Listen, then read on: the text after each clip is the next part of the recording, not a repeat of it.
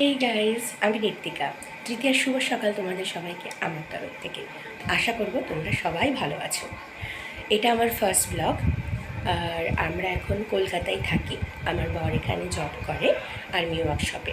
তো ওই জন্য আমরা এখন কলকাতা না, আমরা শ্যামনগর ব্যারাকপুরের ওখানে কাছে থাকি। তো এই বছর প্রথমে দুর্গাপুজোয় এইখানে ঠাকুর দেখব কলকাতাতে। আমার বরাবর ইচ্ছে ছিল কলকাতায় ঠাকুর দেখা, তো এই বছর জাস্ট আমার শখটা পূরণ হবে।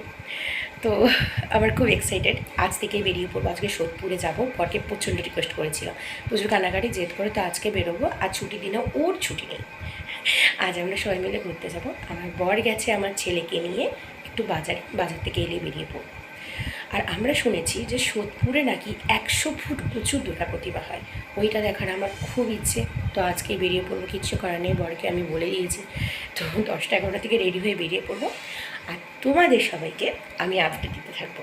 তো এখন অবধি টাটা, আমি স্নানটা করে আসি, চটপট বাই। দেখো, আমার ছেলে স্নান হয়ে গেছে। এরপর আমিও স্নান করে রেডি হয়ে যাব। তার আগে ছেলেকে জামা প্যান্ট টপ করে পরিয়ে দিই। আমারও স্নান হয়ে গেছে। এরপরে আমি পুজোর জিনিসগুলো আলমারি থেকে বার করিয়ে নেব। অনেকগুলো নতুন জিনিস আছে, আমি সেরকমভাবে কিনিনি। আমার মা আমাকে যে চুড়িদারটা দিয়েছিলো আজকে সেটা পরবো। আর ছেলেকেও তাই, ছেলেকেও আমার মা একটা জামা দিয়েছিল, একটা না দুটো দিয়েছিল, পাঞ্জাবি একটা, এমনি একটা জিন্স প্যান্ট। আজকে জিন্স প্যান্টটা পরাবো, আর পাঞ্জাবিটা একবারে অষ্টমীর দিন পরাবো, তাই তো বেটো? তো আমরা আগে জামা প্যান্টগুলো বার করে তারপর রেডি হয়ে একবারে বেরিয়ে তোমাদের আপডেট দেবো। তারা এখন আলমারি থেকে আমাদের তিনজনের জামা প্যান্টগুলো বার করে নিচ্ছি। আমাদেরকে এই জামাগুলো আমার মা বাবা দিয়েছিল দুজনে। এই জামাগুলোই আজকে আমরা পরে আজকে সোদপুরে ঠাকুর দেখতে যাব। তো চলো চটপট করে আমরা আগে রেডি হয়ে নিই, তারপর আবার তোমাদের কাছে ফিরে আসছি।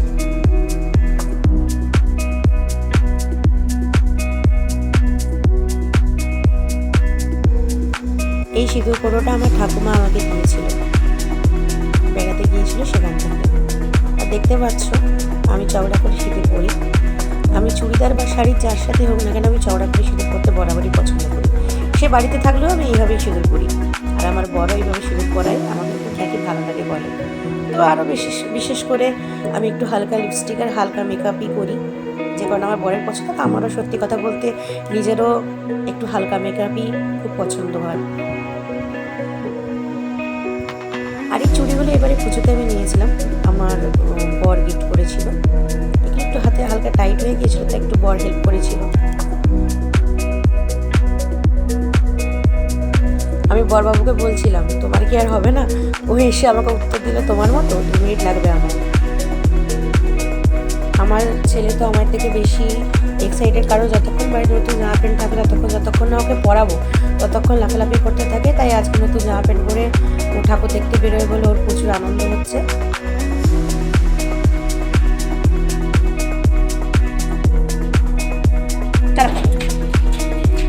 এসব আমরা বেরিয়ে পড়েছি, ছেলে আগে চলে গেছে। এই যে বর লাগিয়ে দিয়ে আসুক, আমরা বেরোই। চলো আমরা ট্রেনে করে যাবো। সব পরে দেখা হচ্ছে, টাটা।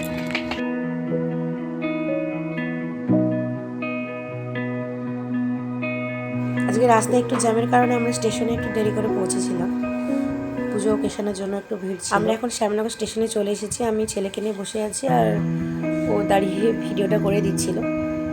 আমরা এখান থেকে সোদপুর স্টেশন যাব, আর সেখান থেকে প্যান্ডেল দেখতে। আমরা ফাইনালি সোদপুর স্টেশনে চলে এসেছি। এখান থেকে 1 নম্বর প্ল্যাটফর্মের ওই দিকে টোটো ধরবো, আর সেখান থেকে যাব শহীদ কলোনি। জাস্ট একটু 5 থেকে 10 মিনিটের রাস্তা। ওখান থেকে গেলে আমরা পৌঁছে যাব শহীদ কলোনিতে। সেখান থেকে পায়ে হেঁটে ঠাকুর তোমরা দেখতে পাবে। যারা যারা দেখতে চাও চলে এসো।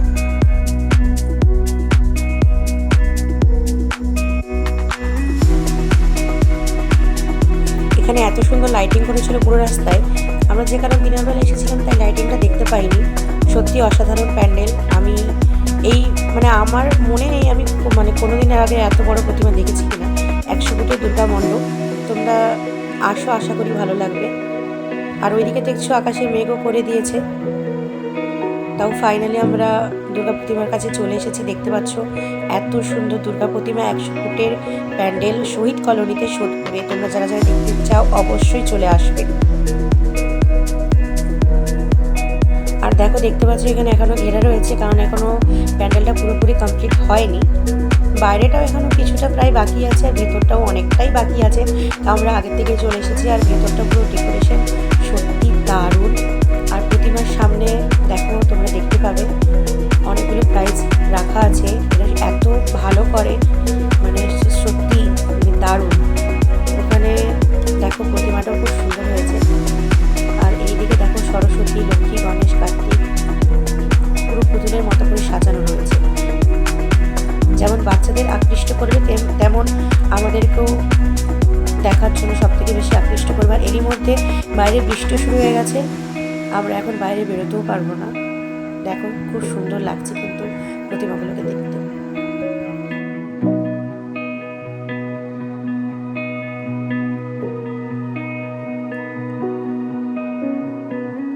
আমরা এখানে বৃষ্টি থামা অবধি অপেক্ষা করছিলাম, তাও হালকা ধীরে ধীরে বৃষ্টি পড়ে, তাও আমরা বেরিয়ে পড়েছি। এরই মধ্যে আমরা একটু স্টেশনে হালকা কিছু খেয়ে নিয়েছিলাম, তো সেটা স্কিপ করে গেছি বৃষ্টির কারণে। আর আমরা সোদপুর স্টেশনে ফাইনালি এসে গিয়েছি ট্রেন ধরবো বলে।